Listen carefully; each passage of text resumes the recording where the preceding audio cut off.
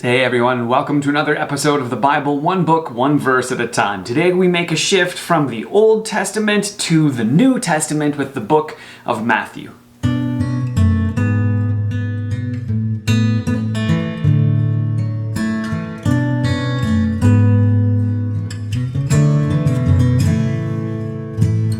Now, the book of Matthew is one of four biographies of a man named Jesus who was born in Bethlehem, was raised in Nazareth, and had all kinds of crazy things happen to him.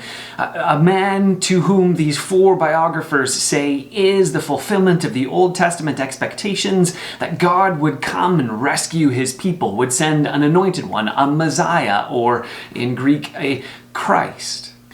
Now, it doesn't take long to notice that while these biographies are about how Jesus is the Messiah, it's Jesus coming as the Messiah in a very unexpected way. In fact, the book of Matthew opens with the genealogy, which is really weird for us, but it's really just, it solidifies his legal right as a representative or a part of David's line, the king that was promised that there would be someone on his throne forever, someone to come as the Messiah, as the promised king to fulfill that role. But that genealogy also contains a number of women, which is surprising by itself, because normally within that context, women wouldn't have been included. But the women that are included are really surprising because they're women that come from some very messy situations and very messy lives. They're outsiders and prostitutes, and their stories are full of murder and intrigue and all kinds of different problems that you wouldn't normally include in a story about how this person is and has the legal right to be the king that was promised. But the surprises continue in the book of Matthew as we see Jesus gathering fishermen instead of fighters, as he tells the people that the ones who are blessed are those who are poor, who are meek, who are merciful, rather than those who are strong and engaged and vengeful. And so throughout the book of Matthew, we see that it is the outsiders who recognize Jesus as the Messiah, and it's the insiders who either miss it or directly oppose him, eventually leading to his crucifixion as they see him as someone who is claiming to be something that he shouldn't be.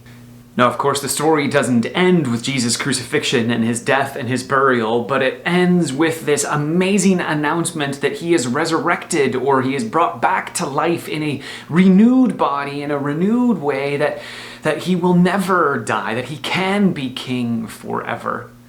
But the question that is left in the book of Matthew is the question that faces all of us, and it comes from Matthew 16, verse 15. This is after Jesus has asked his disciples who the crowds say that he is, who they claim his identity is.